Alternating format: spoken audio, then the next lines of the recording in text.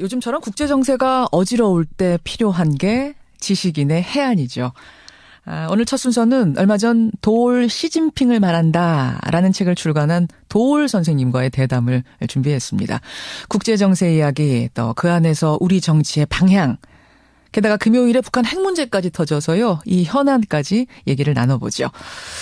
도올 김영옥 선생님 안녕하세요. 네네네. TV 강좌에서 굵직한 얘기들을 많이 해주셨는데 이번에는 책까지 펴내셨어요. JTBC 그 차이나는 도올이라는 텔레비 강의가 사람들한테 상당히 열띠게 받아들여진 것 같은데 이 책은 그 방송 내용하고는 좀 다른 각도에서 더 치밀하게 어느 한 측면을 정리한 거예요. 그렇군요. 미국의 오바마도 있고 일본의 아베도 있고 독일 메르켈도 있는데 왜 유독 중국 그리고 시진핑에 주목을 하셨습니까? 중국이라는 나라는 우리가 그냥 보통 나라로 보면 안 돼요. 어떤 의미에서 우방이라고 그런다면 어떻게 됐든 간에 중국은 5,000년 우방이고 미국은 50년 우방이에요. 그렇게 되네요. 따지고 보면. 그러니까는 사람들이 너무 우리가 미국과의 관계는 아주 대단한 무슨 특별한 관계인 거를 생각하면서 중국 그러면은 무슨 어디 아프리카 나라를 쳐다보듯이 보는 경향이 있단 말이에요. 그러니까 그거는 아주 잘못된 거예요. 근데 이런 신냉전 구도에서는 그래도 우리가 미국 쪽에 줄을 서야 되는 게 아니냐 이런 이야기를 하는 분들도 계시거든요. 미국은 좋은 나라예요. 그리고 제가 미국 유학생이잖아요. 그러시네요. 미국 사람은 들을 수 있는 귀가 있어요. 그러니까 뭐냐면 미국에 가서 합리적으로 설득을 하면은 미국 사람들은 듣는 귀는 있어요. 합리적으로 듣는 귀? 네, 그런데 우리나라 사람들이 친미라고 하는 사람들이 미국하고 친하다는 사람들이 미국 사람들이 전부 학을 띨 그런 얘기들만 하는 거예요. 왜냐면 우리도 예를 들면 남북 문제에 있어서도 이게 대결 구도가 아닌 우리가 화해 구도로 해서 다리를 놓겠다. 로비를 해도 그런 로비를 해야 되고 근데 미국 가서 저 북한 놈들 때려 죽일 놈들이니까 당신들이 빨리 때려 죽이쇼. 저 새끼들 악의축이다까지 봉쇄해야 된다. 이거 도와달라고 가서 미국에 가서 사정을 하고 있는 이런 놈들이 세상에 어딨냐 이 말이야. 그러니까 지금 방향이 잘못됐다는 말씀을 하시는 거예요. 그러니까는 사드를 배치하고 개성공단을 폐쇄하고 이런 망측한 이게 정책이냐 이거야. 그러니까 자멸의 길로 가고 있잖아요. 지금 지금 자멸의 길이라고 하셨어요. 사실은 지난 금요일에 북한이 5차 핵실험을 해서 지금 한반도 긴장감이 높아지고 있는데 그러니까 지금 보시기에 남북관계를 풀어가는 큰 방향이 뭔가 잘못됐다고 보시는 겁니까? 참 정확한 질문을 하시는데 북한의 그 핵기술이 엄청난 진보를 했다는 것은 지금 객관적인 분석입니다. 우선 북한이 잘못하고 있다는 것을 전제로 해서 말씀드리려고 합니다. 물론이죠.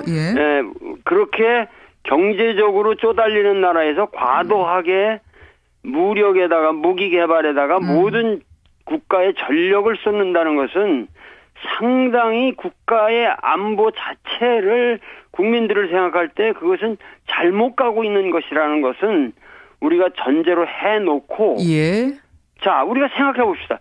북한이 여태까지 한 번도 자기들이 핵 개발 안 하겠다고 비밀리 한 것이 없어요. 10여 년 동안 자기들은 핵 개발 하겠다는 걸 계속 말해왔고 그런데 그것에 대해서 여태까지 우리 정부나 미국 정부가 개무시를 해온 거란 말이에요.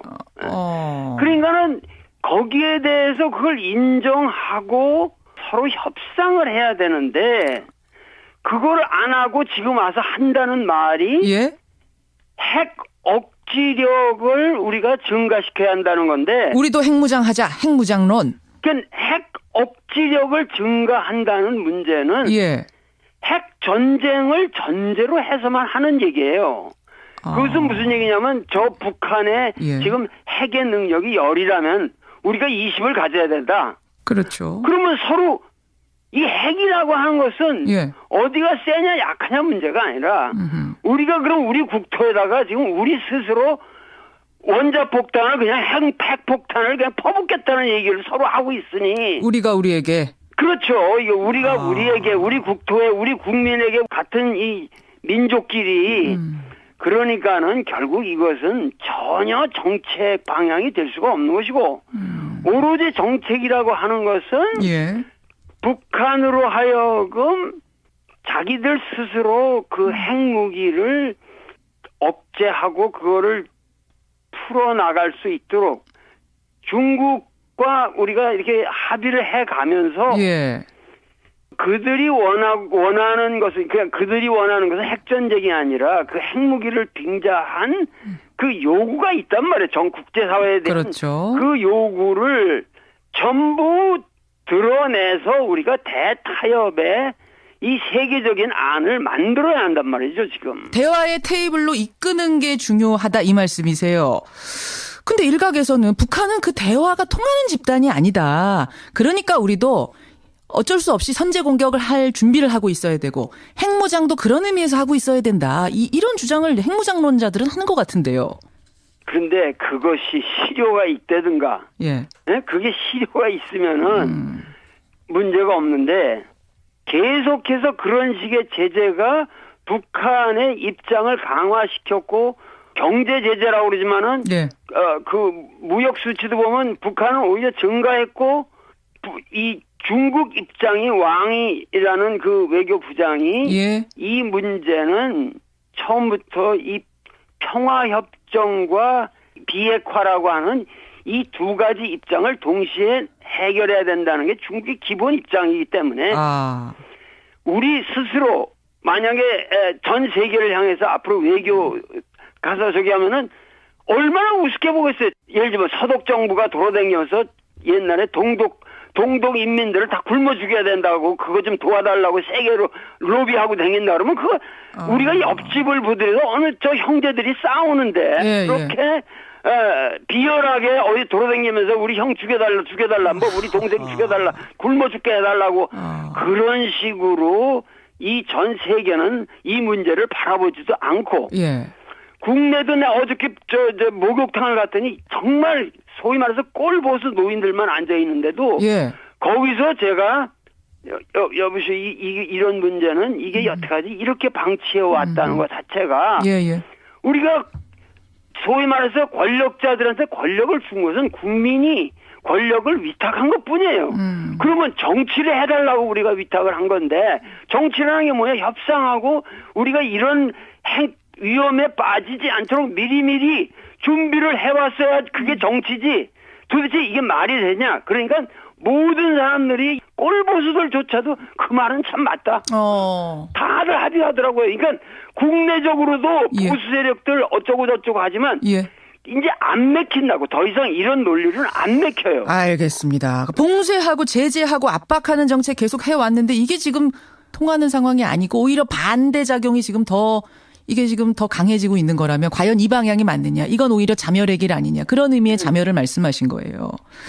그러니까 비핵화와 평화협정을 동시에 추진해 가면서 이 동아시아 전체 정세의 안정을 꾀함으로써 이런 방식으로 중국과 좋은 관계를 맺으면서 미국에게 도움을 정중하게 요청하면 미국은 미세스 클린턴도 엊그저께 회담을 하는 거면 북한의 강도 높은 제재를 해야 된다는 말을 하면서도 한편으로는 우리가 이란식의 해결 방법은 얼마든지 있다 이런 말까지 했거든요. 그러니까는 큐바나 이란을 해결하는 방식으로 우리 문제도 해결해 달라는 거예요.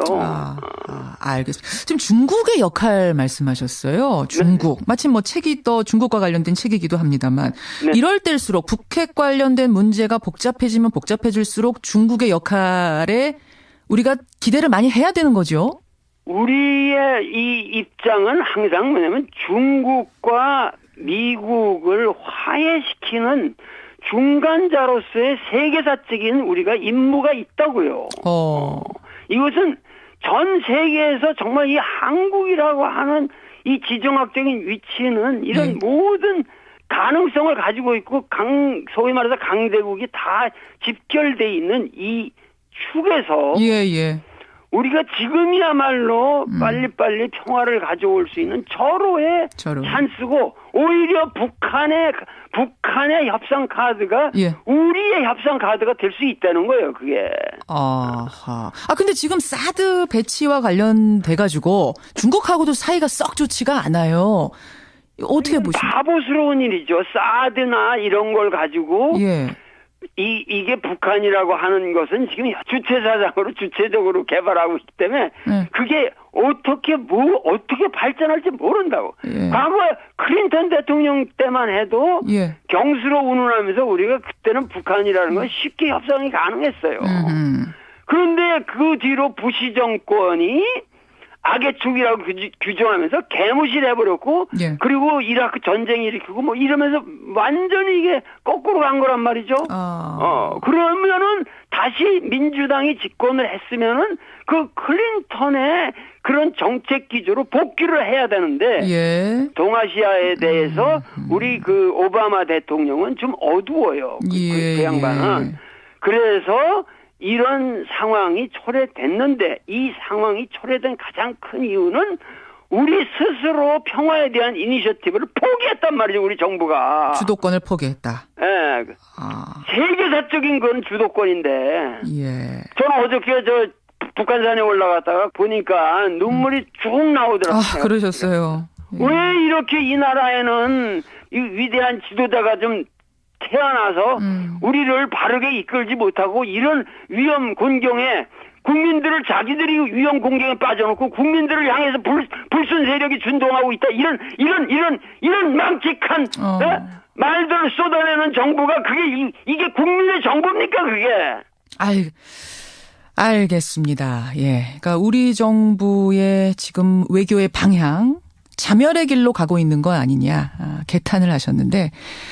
일단 워낙 큰 현안인지라 지금 핵 문제 중심으로 먼저 말씀을 좀 나눴고요. 화제를 좀 바꿔보죠. 이번엔 정치 얘기를 좀 해보겠습니다. 이 책, 도올 시진핑을 말한다. 이 책에 보면 우리 정치인들은 크게 한 번에 튀어야 인정을 받는 데 비해서 중국 정치인들은 차근차근 업적을 쌓아가는 이른바 저구제다. 이런 말씀을 하셨어요. 리더를 뽑는 방식도 매스컴에 튀어서 유명해지고 그 선거를 거쳐서 이렇게 뽑히는 과정이 아니기 때문에 이 정치를 하는 사람다운 그 인격과 그 실적을 쌓는 데만 전념하고 이 정치적인 로비나 이런 것은 안 하는 사람일수록 오히려 대권에 유리하다는 거죠. 근데 우리는 전혀 정치라는 걸 모르는 사람이 하루아침에 어떻게 그냥 데마고그가 돼서 그걸 튀면은 바로 대통령이 되는 그런 시스템은 그거를 반드시 민주주의의 장점이라고 말하기는 어렵다. 한번 제대로 튀면 단번에 지사도 되고 시장도 되고 대통령도 될 수 있는 이런 시스템 문제 있다고 보시는 거예요. 지금 리더십 얘기가 나왔으니 말입니다만 우리도 이제 내년이면 대선이 있습니다. 지금 대권 주자라고 이제 여럿이 좀 조금씩 나오고 있는데 보면 어떤 생각 드세요? 중요한 것은 2017년 대선이라고 하는 것은 여태까지 어떠한 우리나라의 선거하고도 성격이 다릅니다. 무슨 얘기냐면은 지금 시진핑을 내가 쓴 이유도 똑같은 건데 시진핑이라는 사람의 특징이 뭐냐면 뉴 패러다임이라는 거예요. 뉴 패러다임. 이게 무슨 얘기냐면 중국의 1949년도에 중화인민공화국이 성립된 이래로 중국의 정치 지도자는 두 사람밖에 없어요. 두 사람이라는 건 모택동과 등소평이에요. 그렇죠. 그리고 나머지는 뭐냐면 후진타오까지도 전부 등소평이 점지한 사람이에요. 그런데 시진핑은 전혀 모택동 등소평 패러다임과 무관한 사람이라고. 그렇죠. 새로 뽑힌 거예요. 전혀 다른 루트를 통해서. 그런데 우리나라도 똑같다는 거죠. 무슨 얘기냐면은 우리나라 정치사라는 게 인물 두 사람밖에 없어요. 그거는 이승만하고 박정희예요. 왜 두 사람밖에 없습니까? 생각해보세요. 이 전두환이라든가 노태우는 예. 박정희의 아들이라고 그러는 사람이고 김영삼 DJ 김대중은 예. 박정희의 안티테제로 빛을 본 사람이고 또 노무현은 박정희의 아들인 전두환의 안티테제로 청문회 잘해가지고 된 사람이고 그 다음에 이명박은 박정희 개발 독재에 아주 마이너한 산물에 불과한 거니까. 그렇게 평가를 하시는군요. 그렇게 따지고 보면 둘밖에 없다. 박근혜까지는 예. 완벽한 이승만 정의 패러다임의 그 선상에 있는 사람들이에요. 반대 급부로 뽑혔건 그 라인에서 뽑혔건 어쨌든 그 두 사람의 패러다임 속에서 뽑힌 대통령들이다. 들이다는 거죠. 그런데 2017년에는 예. 지금 보세요.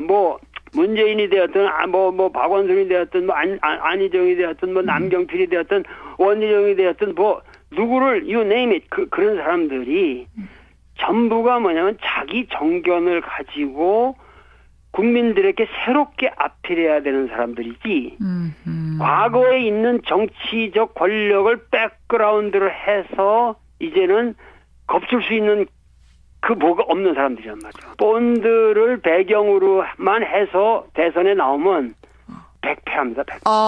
그런 관계를 앞세워서 나오면 다음 대선은 어렵다. 절대 어려워요. 예를 들면 이러한 새로운 판에 예. 무심하게 자기를 비우고 예. 여기 좀 도올 시진핑을 말한다에 그 왕고이라는 사람의 그 인생 삼중 경계를 들어가지고 내가 무아지경이라는 말을 했는데 예. 자기를 비워야 됩니다. 무아. 내가 지금 어떠한 우월한 입장에 있다라는 생각을 버리고 모든 사람들을 포섭해서 대통일의 장을 만들어서 거기서 순환을 거쳐서 새롭게 부활을 해야만 그게 새로운 진정한 리더가 되는 거지. 그렇군요. 절대 지금 유리한 조건에서 예를 들면 반기문이 박근혜 대통령의 후광을 입어서 나온다고 그런들 예. 그 사람은 정치 세력도 없고 힘들어요. 오히려 반기문이 나온다면은 총장. 이 야당에는 호기회죠. 굉장히 좋은 기회죠.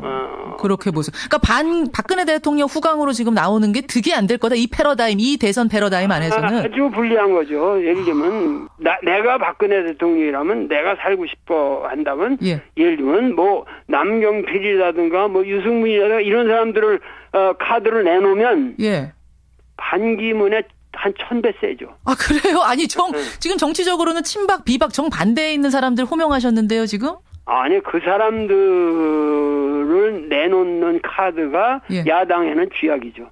오히려? 야당에는 그렇게 되면 이제 야당은 판이 어려워져요. 그러니까 지금 이게 이렇게 해석하시는 이유가 다 다음 대선, 돌아오는 대선은 전혀 새로운 패러다임이 될 거기 때문에 그렇다라는 전제가 깔려 있는 거예요? 그 전제 잘 보신 건데 그거는 철학자의 해안이고 형안이에요. 그 소위 말해서 반공 이데올로기 정도를 가지고 북한 문제를 우리가 이제 더 이상 풀 수가 없어요. 그리고 그것으로 인해서 이제 민생이 이제 망가져요. 참 이건 참 더 듣고 싶은데 일단 요 이야기는 요 정도 하고 지금 이 대선이 이렇게 가까웠다는 얘기는 지금 정권이 끝나간다는 얘기인데 이 정권 박근혜 정권이 막 시작되던 때 인터뷰에선 그러셨어요. 박 대통령은 박정희 전 대통령 딸이기 때문에 아버지를 객관적으로 제일 모르는 사람이다. 그걸 극복해야만 한다 그런 말씀 하셨거든요. 이제 정권 이만큼 지내놓고 뒤돌아볼 때 어떻게 잘 극복했습니까? 박근혜 정권 어떻게 평가하십니까?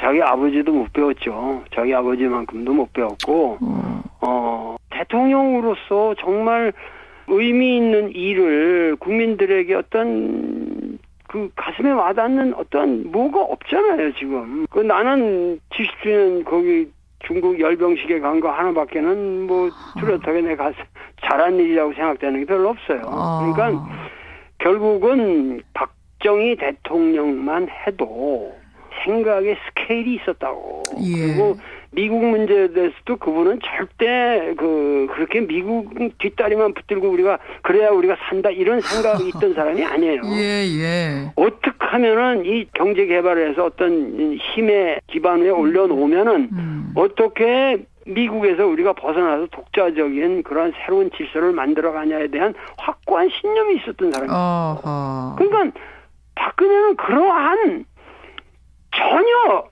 박정희 대통령이 가지고 있는 그런 틀을 0.00000001도 배우지 못했습니다. 그렇게까지. 완전한 소위 말해서 수국 권리를 가지고 모든 거를 재단하고 하다못해 국정교과서를 그냥 완전히 만들겠다. 이거는 아주 큰 사상적 독재까지 하겠다는 거 아니에요. 그럼 제일 지금 마음에 걸리시는 건 이만큼 지내놓고 보니 국정교과서입니까 역시? 국정교과서로 상징되는 그리고 세월호 문제라든가 지금 얼마나 세월호. 많은 문제가 잘못돼 갔습니까? 알겠습니다. 그 세월호 문제가 해도 그렇게 해결돼야 할 문제가 아니거든요. 알겠습니다. 그 두 가지 국정교과서와 세월호. 아니요. 두 가지뿐만 아니라 두 가지뿐만 아닙니까? 개성공단 폐지하고 모든 게 다 그렇죠. 그렇군요.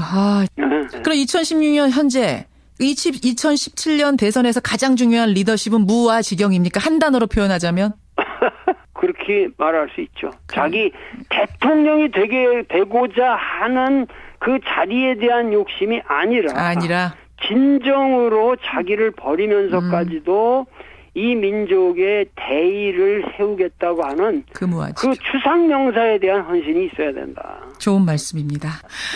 오늘 귀한 말씀 고맙습니다. 북한의 입장을 강화시켰고 경제 제재라고 그러지만은 그 무역 수치도 보면 북한은 오히려 증가했고 이 중국 입장이 왕이라는 그 외교부장이 이 문제는 처음부터 이 평화협정과 비핵화라고 하는 이 두 가지 입장을 동시에 해결해야 된다는 게 중국의 기본 입장이기 때문에 우리 스스로 만약에 전 세계를 향해서 앞으로 외교 가서 저기 하면은 얼마나 우습게 보겠어요. 예를 들면 서독 정부가 돌아다녀서 옛날에 동독 인민들을 다 굶어 죽여야 된다고 그거 좀 도와달라고 세계로 로비하고 다닌다 그러면 그거 우리가 옆집을 보더라도 어느 저 형제들이 싸우는데 그렇게 비열하게 어디 돌아다니면서 우리 형 죽여달라 뭐 우리 동생 죽여달라 굶어 죽게 해달라고 그런 식으로 이 전 세계는 이 문제를 바라보지도 않고 국내도 내 어저께 저 목욕탕을 갔더니 정말 소위 말해서 꼴보수 노인들만 앉아 있는데도 거기서 제가 여보시오 이런 문제는 이게 여태까지 이렇게 방치해 왔다는 것 자체가 우리가 소위 말해서 권력자들한테 권력을 준 것은 국민이 권력을 위탁한 것뿐이에요. 그러면 정치를 해달라고 우리가 위탁을 한 건데 정치라는 게 뭐야? 협상하고 우리가 이런 위험에 빠지지 않도록 미리미리 준비를 해왔어야 그게 정치지. 도대체 이게 말이 되냐? 그러니까 다고 보시는 겁니까?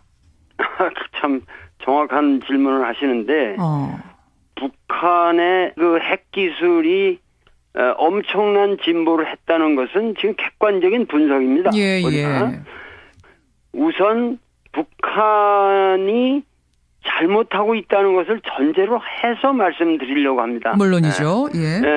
그렇게 경제적으로 쪼달리는 나라에서 과도하게 무력에다가 무기 개발에다가 모든 국가의 전력을 쏟는다는 것은 상당히 국가의 안보 자체를 국민들을 생각할 때 그것은 잘못 가고 있는 것이라는 것은 우리가 전제로 해놓고 자 우리가 생각해 봅시다.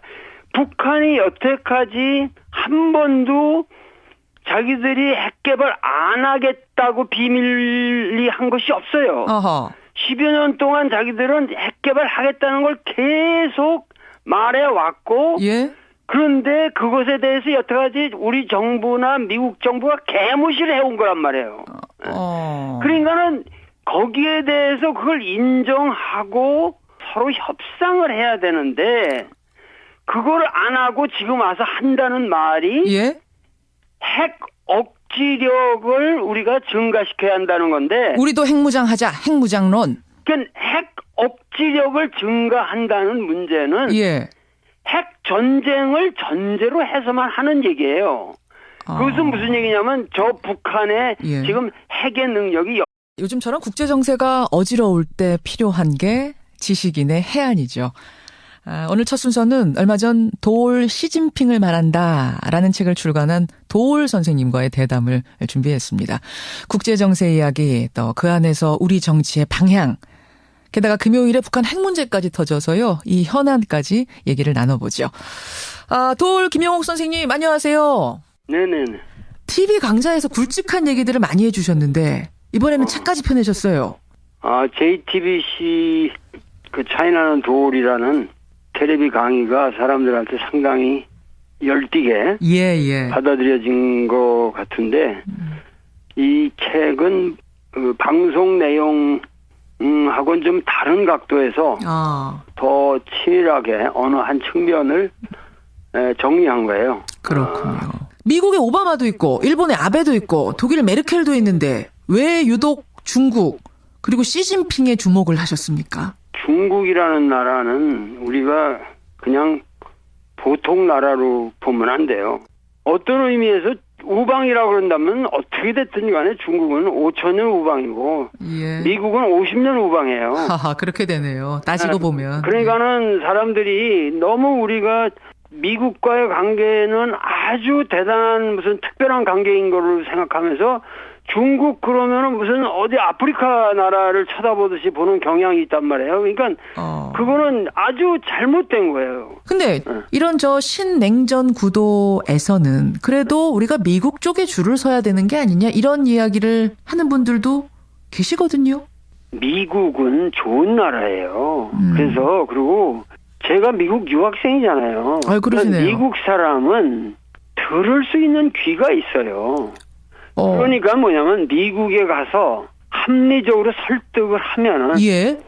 미국 사람들은 듣는 귀는 있어요. 합리적으로 듣는 귀. 네, 그런데 우리나라 사람들이 친미라고 하는 사람들이 미국하고 친하다는 사람들이 미국 사람들이 전부 학을 띨 그런 얘기들만 하는 거예요. 왜냐면 우리도 예를 들면 남북 문제에 있어서도 이게 대결 구도가 아닌 우리가 화해 구도를 해서 다리를 놓겠다. 로비를 해도 그런 로비를 해야 되고 근데 미국 가서 저 북한 놈들 때려 죽일 놈들이니까 당신들이 빨리 때려 죽이쇼. 저 새끼들 악의 축이다까지 봉쇄해야 된다. 예.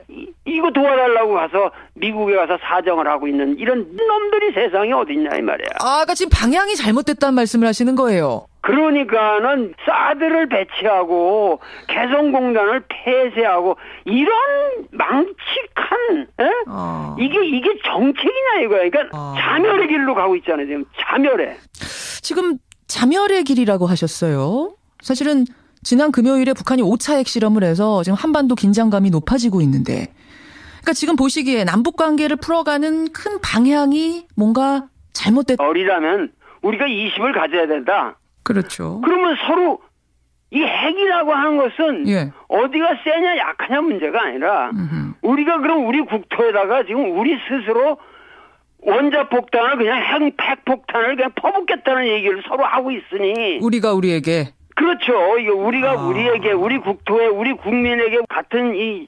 민족끼리 그러니까는 결국 이것은 전혀 정책 방향이 될 수가 없는 것이고 오로지 정책이라고 하는 것은 북한으로 하여금 자기들 스스로 그 핵무기를 억제하고 그거를 풀어나갈 수 있도록 중국과 우리가 이렇게 합의를 해가면서 그들이 원하는 것은 그냥 그들이 원하는 것은 핵전쟁이 아니라 그 핵무기를 빙자한 그 요구가 있단 말이에요. 전 국제사회에 대한 그 요구를 전부 드러내서 우리가 대타협의 이 세계적인 안을 만들어야 한단 말이죠, 지금. 대화의 테이블로 이끄는 게 중요하다 이 말씀이세요.